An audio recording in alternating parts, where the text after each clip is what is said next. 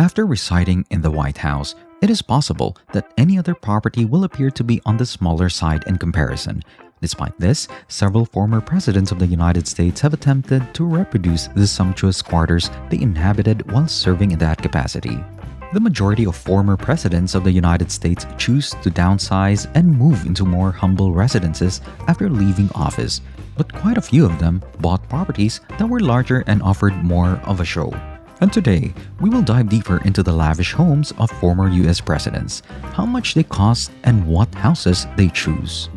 Welcome to Billionista. If you love videos about luxury living, please subscribe and click the bell so you never miss a video. And don't forget to like and share too. George W. Bush. Bush served as president from 2001 through 2009, during which time he got approval ratings that ranged from some of the greatest to some of the lowest of any president in the history of the presidential office. Bush never attempted to hide the fact that he hailed from a rural background. When he left government, it was only natural for him to return to the part of Texas where he had grown up, which was then known as the Prairie Chapel Ranch. His ranch home, which was located 25 miles west of Waco, was a common sight throughout his presidency. Notable world leaders such as Vladimir Putin, Abdullah I of Saudi Arabia, Angela Merkel, Tony Blair, King Juan Carlos of Spain, and Ariel Sharon, Prime Minister of Israel, were among those who paid a visit to him there. Other notable world leaders also attended.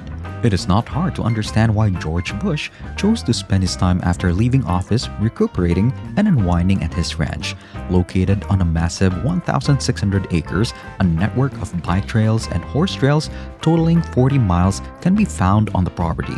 The land is situated along a river and has a frontage of 3 miles, as well as a man-made pond that is almost 17 feet deep and covers a total area of 22 acres, which President Bush had stocked with fish. The pond is a wonderful location from which to cast a line. In addition, there is a sizable forest on the premises of the property. His residence is 4,000 square feet in size and has 4 bedrooms. This home was designed to offer easy access and views of the outdoors. It has windows reaching almost to the ceiling and doors that open onto the exterior in almost every room. The house has a tin roof that also covers a 10-foot porch that surrounds the house. This roof allows Bush and his family to use the porch even when it is raining. On the same side as the primary residence, which is located to the southwest of the primary residence, there is also a guest house as well as a garage. There is even a hangar for helicopters within the complex. That's not something that you would often find at a ranch of this type. Well, if you were George Bush, would you choose a mansion or would you prefer a simple house in the country? Let me know in the comments. Bill Clinton. Bill Clinton served as president from 1993 through 2001, but experienced some controversy during his presidency. By the time he left the Oval Office, Clinton had spent nearly 18 years of his life in accommodation that was applied by the government, which means that his transition to normal was pretty dramatic. Fortunately, he was going to be moving into some very nice accommodation very soon. Located in Chappaqua, New York on Old House Lane, number 15, the Clintons bought a property with 5,232 square feet and a price tag of $1.7 million. Its value is thought to be significantly higher now. The 11-room colonial home is situated on 1.1 acres and is enclosed on all sides by a substantial white fence that features a modest gatehouse. The traditional home in the New England style has a verdant yard that surrounds the entire property. In addition to the attached garage, there's also a detached red shed in the backyard. The Clintons maintain a high level of discretion with regard to their residence. The last time it was shown to the public, it had a lot of style that was popular in the 1990s. The house boasts a comfortable study that comes equipped with a sizable library in addition to a great dining area. Items from his time as president as well as his trips throughout the world, including those from Pacific Islands, Asia, and Africa, have been used to adorn the interior of the home. When you have the money from 2 different political careers, of course, having just one mansion isn't enough.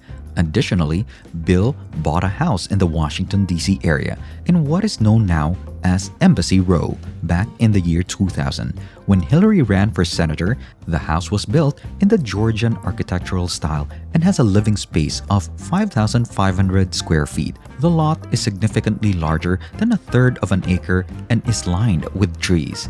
On the inside, there are 7 bedrooms and 5 bathrooms, in addition to many living spaces from which to select.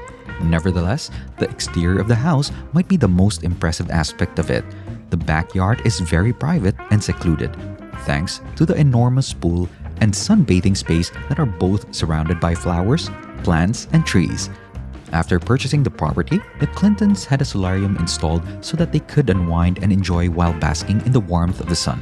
The couple's mansion in New York is very different in style from their newer property, which has rounded entrances and vibrant colors. This is a family room that has a huge bookshelf, a room that is used for informal meetings, and a dining room that is decorated in an elegant manner with vivid walls and furnishings. And now, last but not least, Barack Obama. Obama served as president from 2009 through 2017. And he has been extremely open about his intentions about his life after leaving office, despite the fact that many anticipated his arrival back in Chicago. Instead, Obama made the decision to remain in Washington, D.C., supposedly so that his youngest daughter, Sasha, could complete her education there, instead of making a cash purchase of a property. Despite the fact that he had enough money to buy it entirely, Michelle and Barack Obama made the decision to rent a home in the posh community of Kalarama. And by home, I mean a mansion. The huge mansion has an area of 8,200 square feet with 9 bedrooms and 8.5 baths. Its price tag is $6.2 million. This pricing does make some sense when you consider the fact that Washington, D.C. is home to some of the most expensive real estate in the world. Despite the fact the facade of the house is decorated in a delightful old cottage style, the interior features the complete antithesis, a spar and contemporary style. The white, gray, and black color palette can be seen throughout the rest of the house, including the kitchen. There are no longer any White House culinary employees providing meals, and the kitchen is equipped with state-of-the-art appliances, so I have a hunch that Michelle makes use of those. If you want to store things like books or drinks in the kitchen, there is a space there specifically for you to do that too. The primary living space is understated and inviting. It also includes a sizable fireplace for use throughout the colder months, and of course, more use of gray and white. The ceiling in the dining room is made of weathered wood, which provides a striking contrast to the area's white walls and the dark wood floor that was originally in the room. There is also a chandelier that is certain to attract a lot of attention.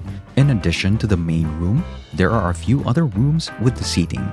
The historical style of the window panels creates a seamless transition between the interior and exterior of the property, while simultaneously displaying the clean lines and muted tones that are characteristic of the inside of a home's interior design. There is a living area on the second floor that is ideal for curling up on the couch and watching movies, as well as a room that can be utilized for early workouts as well as morning reading.